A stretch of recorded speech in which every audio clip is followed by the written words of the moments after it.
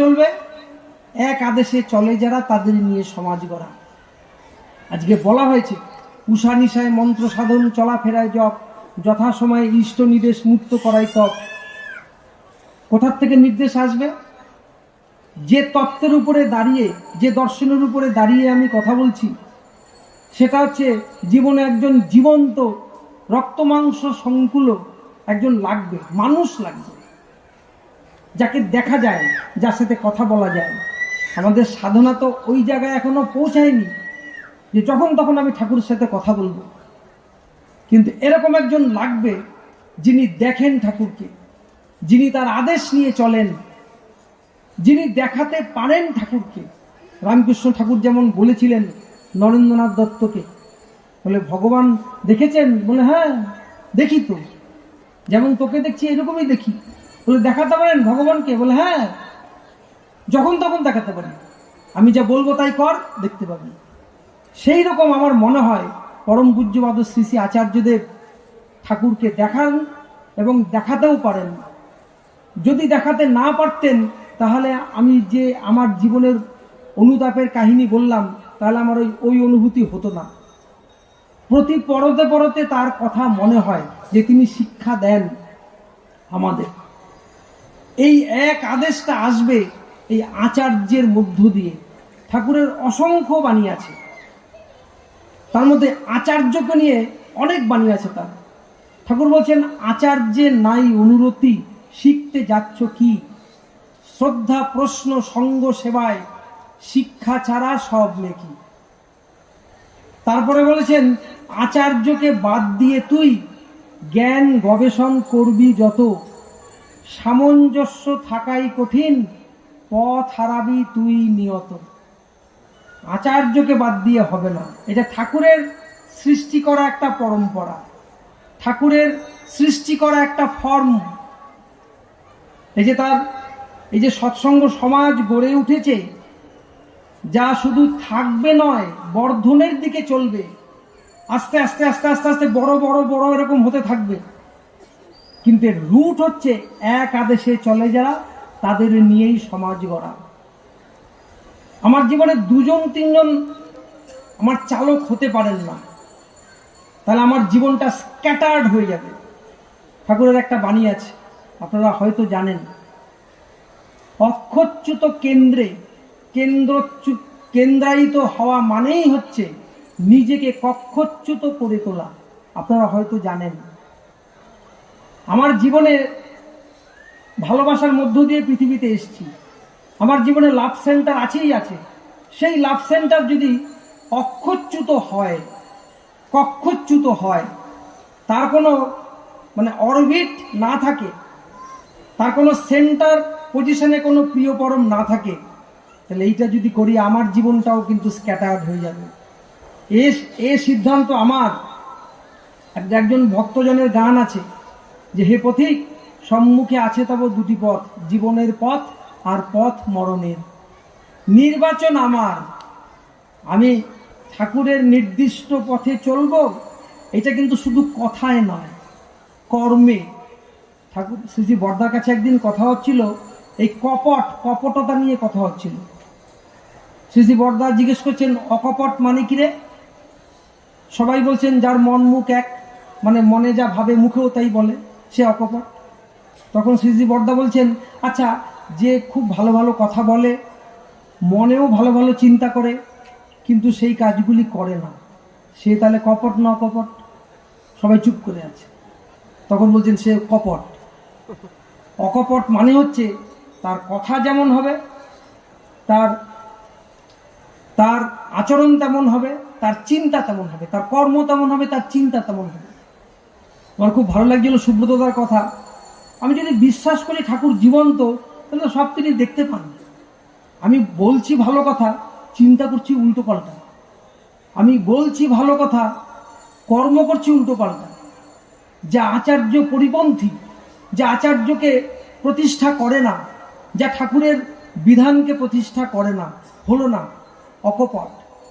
অকপট যে হয়, সে তার জীবনে ধর্ম মূর্ত কখনো হতে পারে না। আমি যারই মোড়কে তাকে রাখি না কেন। ঠাকুরের একটা বাণী আছে, নরকের অনেক দরজাই প্রবৃত্তি প্ররোচি সুবুদ্ধির মর্মর খচিত। এই বাণী বুঝতে আমার অনেক দিন লেগেছে। বলছে দরজাটা নরকের, আর মোরকটা হচ্ছে সুবুদ্ধি। সুবুদ্ধি মানে খুব ভালো ভালো বুদ্ধি, কিন্তু তার ভেতরে উস্কানিটা হচ্ছে প্রবৃত্তি। মানে আসলে আমি প্রবৃত্তির একটা উস্কানিতে কাজ করছি, সুবুদ্ধির মোড়কে সেটাকে পরিবেশন করছি। আমাকে কোথায় নিয়ে যাবে? নিয়ে যাবে নরকের দরজায় নিয়ে যাবে। ঠাকুরের বাণীকে অ্যাপ্লাই করতে হবে, নিজের প্রতিটি পয়েন্ট অ্যাপ্লাই করতে হবে। তাহলে এই যে আচার্য পরম্পরা, আচার্যকে নিয়ে ঠাকুর যা যা বলেছেন, তাহলে সেইটাকে বাদ দিয়ে ইষ্টকর্ম হতে পারে না, কখনো হতে পারে না। ঠাকুরের নীতিবিধি মেনে চলা হতে পারে না। এই আচার্যদের সমস্ত পয়েন্টে মন্দির করা বলেন, উৎসব করা বলেন, উপযোজনা কেন্দ্রের কনসেপ্ট বলেন, আমাদের ভারতবর্ষে আপনারা জানেন, আমাদের এর আগে বলা হয়েছে, আমাদের ডাক্তারবাবু বললেন যে ডিপি ওয়ার্ক বা দীক্ষাপত্রের কাজের এক বিরাট আলোড়ন সৃষ্টি হয়েছে। সে আলোড়নটা কি? আলোড়নটা হচ্ছে এই যে মানুষগুলি কোনো না কোনো রকমে তারা ইষ্টচ্যুত হয়েছেন বা একটু ডিস্টেন্স বেড়ে গেছে, সেই মানুষগুলিকে আবার নিজের মুগ্ধতা দিয়ে, নিজের চরিত্র দিয়ে, নিজের ইষ্টপ্রাণতা দিয়ে মানুষগুলিকে ইষ্টপ্রাণ করে তোলা। আমাদের পূজ্যপাদ অবিন্দা আচার্যদেবের এই ইচ্ছাকে বাস্তবায়িত করার জন্য তোলপাড় করে দিচ্ছেন তিনি সমগ্র ভারতবর্ষে। আপনাদের এই বাংলাদেশেও সেই কর্ম শুরু হতে চলেছে, তার টেকনিক্যাল সাবজেক্টের প্রিপারেশন চলছে। আপনারা সুব্রতদার কাছ থেকে জেনে নেবেন। কিন্তু আপনারা এখন থেকেই যেটা করতে পারেন সেটা হচ্ছে ছোট ছোট দল করে দাদারা, মায়েরা, যারা গুরু ভাই যারা আমাদের সেই বাড়িগুলোতে একটু ঘুরতে পারেন, তাদের সুবিধা অসুবিধার কথা একটু জানতে পারেন, এবং ঠাকুর যে কর্মটি করে গেছেন, মানুষকে স্বাচ্ছন্দ্য দেওয়া, মানুষকে অসুবিধা থেকে মুক্তি দেওয়া, এই কাজগুলো হচ্ছে দীক্ষাপত্রের কাজ। মানুষের বন্ধু হয়ে, উপদেষ্টা হয়ে না, শিক্ষক হয়ে না। কিন্তু ঠাকুর এই প্রসঙ্গে ঠাকুরের একটা ছড়া শুনতেন, খুব শুনতেন। ওইটা ঠাকুরের লেখা ছড়া নয়, কিন্তু শুনতেন। ছড়াটা হচ্ছে শিবাজির গুরু ছিলেন রামদাস স্বামী, তার ছড়া। এটা মারাঠিতে লেখা, কিন্তু তারপরে তার বাংলায় অনুবাদ করা হয়েছে। এর মধ্যে দেখবেন যাজনী বলি আর দীক্ষাপত্রের কাজই বলি, দেখবেন পুরোটা আছে। ঠাকুর সেই ছড়াটার মধ্যে আছে, বেছে বেছে আত্মীয় সন্তান সহৃদয় বুদ্ধিমান, সযতনে কাছে ডেকে এনে তুষিবে মিষ্ট ভাষে, তার সংসার সমাচার শুধাইবে সবিস্তার, মনোযোগ করে আদরে যতনে উত্তর শুনিবে তার, দুঃখের কথা অপরে বলিলে লঘু হয় দুঃখ ভার, দরদির সাথে মৈত্রী জমিতে বিলম্ব হয় না আর, মৈত্রী যখন জমিয়া আসিবে তখন বুঝাবে তারে, দেবতা ভুলিলে ধর্ম ভুলিলে দুঃখ আসিয়া ধরে, সময় বুঝিয়া সাধনার পথ ধরাইয়া তারে দিবে, বাকি যাহা কাজ আমিই করিব মোর কাছে পাঠাইবে। দেখেন, দীক্ষাপত্রের কাজ অথবা যাজন, এটা কিন্তু পুরোটা এর মধ্যে আছে। ঠাকুর বিশ্বাস করতেন আমাদের প্রত্যেকের মধ্যে ঈশ্বরত্ব আছে। এটা কিন্তু কথার কথা না। ঠাকুর এক জায়গায় বলছেন, নিজেও বিশ্বাস করতে হয়, আর সবার মধ্যে এই বিশ্বাসটাকে মানে প্রমিনেন্ট করতে হয়। কি বলে? আমি পরম পিতার সন্তান, পূর্ণতা ও পবিত্রতায় আমার জন্মগত অধিকার।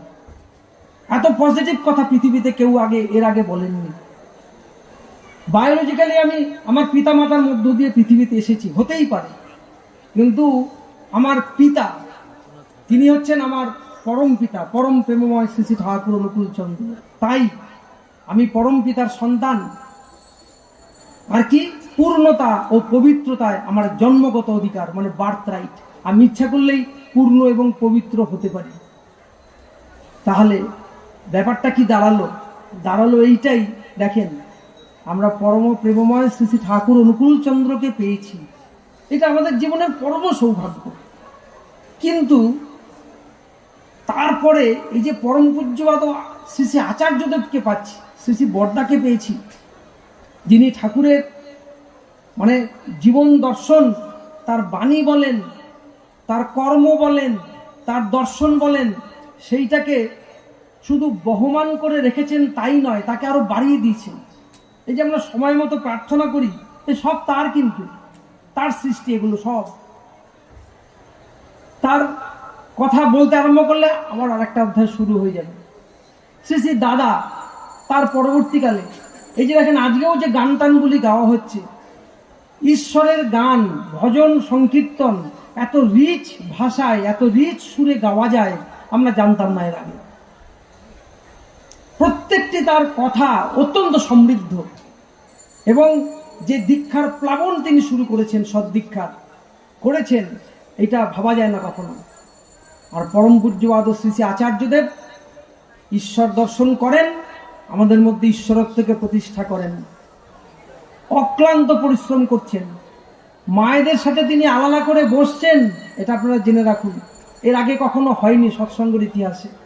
মায়েদের সাথে তিনি 40 মিনিট 45 মিনিট করে আলাদা করে কথা বলছেন।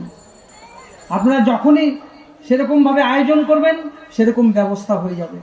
উনি চাইছেন সবাই আমরা এই ঠাকুরকে নিয়ে চলি, এবং সেটা ওপরসা নয়, মানে নিজের সাধনাকে অব্যাহত রেখে কঠোর থেকে। ঠাকুরের একটা শব্দ ব্যবহার করলেন, এই যে ঠাকুরের পক্ষে ব্যবহার করা সম্ভব, বলছেন কঞ্জুসের মতো, নিষ্ঠুরের মতো ইষ্ট স্বার্থ প্রতিষ্ঠাপন্ন হও।